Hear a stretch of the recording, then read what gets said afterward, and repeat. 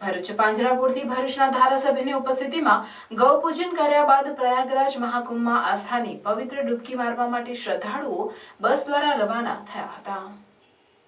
હિન્દુ સનાતન ધર્મમાં મહાકુંભનું વિશેષ મહત્વ રહ્યું છે અને આ પૂર્ણ મહાકુંભ 144 વર્ષમાં માત્ર એકવાર આવે છે।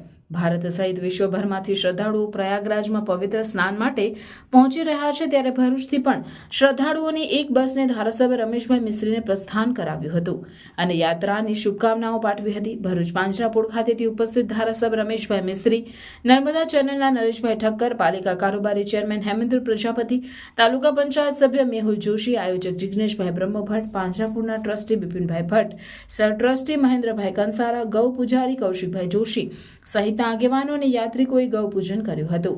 ઉપસ્થિત પરિવારજનોએ પ્રયાગરાજ જનાર યાત્રિકોને યાત્રાની શુભકામનાઓ પાઠવી હતી। ત્યારબાદ શ્રદ્ધાળુઓને બસને ધારાસભ્ય રમેશભાઈ મિસ્ત્રીએ પ્રસ્થાન કરાવ્યું હતું।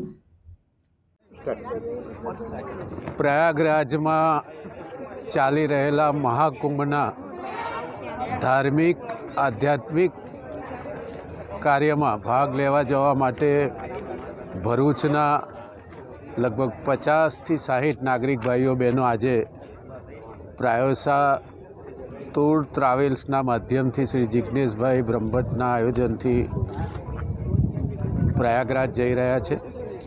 સૌ જે ધાર્મિક શ્રદ્ધાળુ ભાઈઓ બહેનો છે એમને ખૂબ ખૂબ શુભેચ્છાઓ। પરમાત્માના આશીર્વાદ અને કૃપા એમના ઉપર સતત રહે। આખા દેશમાંથી કરોડો લોકો, અત્યાર સુધીમાં 10 કરોડથી પણ વધારે લોકોએ ત્યાં સ્નાન પ્રાપ્ત કર્યું છે। આપણા ભરૂચના ભાઈઓ બહેનો પણ જે જઈ રહ્યા છે એ વિના વિઘ્ને ત્યાં પહોંચશે। ત્યાં સંપૂર્ણ વ્યવસ્થાઓ સરકાર દ્વારા કરવામાં આવી છે।